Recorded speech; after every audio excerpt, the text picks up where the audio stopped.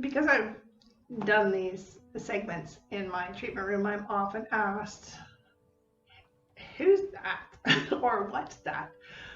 This is a beautiful needlepoint that I purchased when traveling. Well, in actuality, my parents purchased it because I was too little.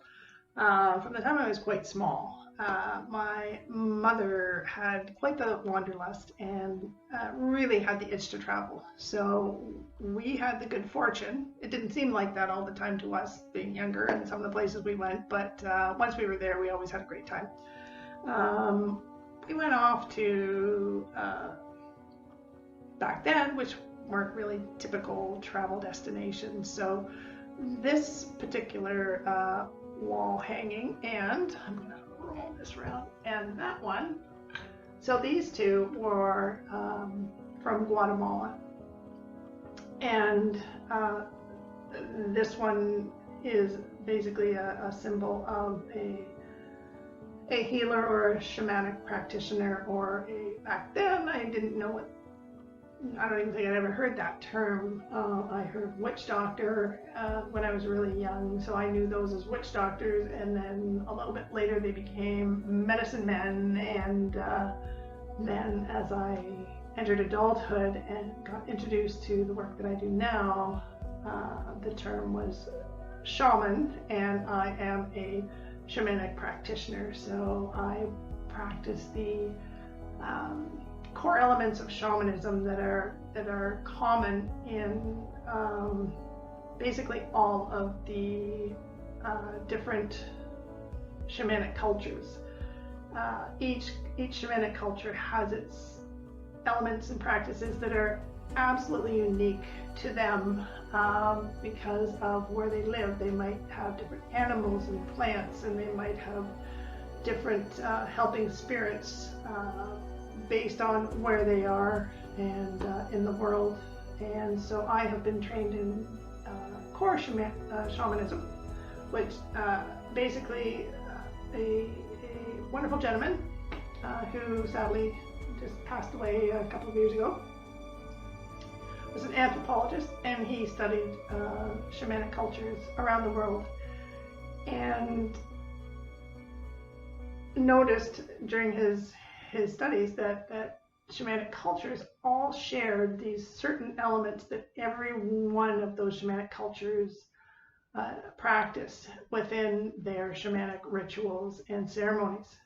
And he then he brought it to North America and started developing training and courses and in that, and that is how I have been trained and have been practicing those and continue to train in different areas of shamanic practice, and since I think 2010.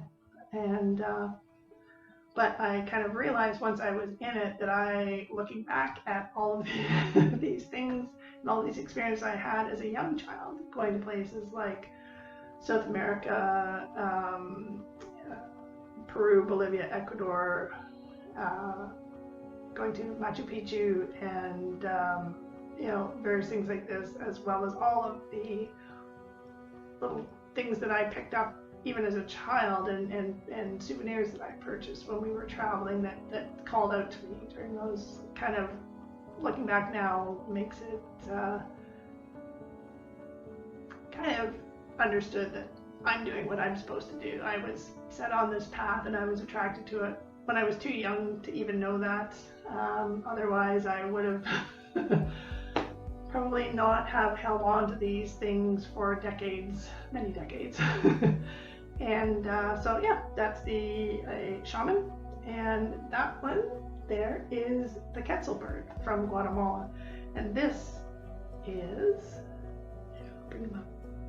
He's what I knew of then, I called him my witch doctor, and I just fell in love with him, and he was one of the dolls and figurines that I brought back, along with many, many others that I have around my home and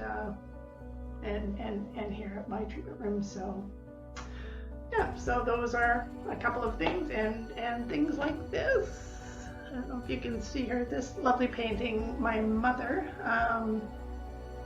who unfortunately passed away about 12 years ago, was a phenomenally talented watercolor artist. And so my house and treatment room and my office are a riot of paintings done by my mother, and a lot of them were pictures that we took on our trips, that she would take pictures of places and people with their permission, and she would paint them when we got home. So it's kind of been, obviously looking at all this stuff, it's kind of been brewing for a while for me, and I'm delighted to be on this path and delighted to have the opportunity to meet so many wonderful people that I do as clients, and to have such a worldwide network of other shamanic practitioners doing the same sort of work I'm doing here, and they're doing it in their part of the world, and it's a really, really nice space to be in. So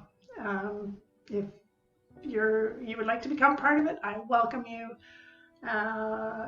with warmth and gratitude, and I look forward to meeting you.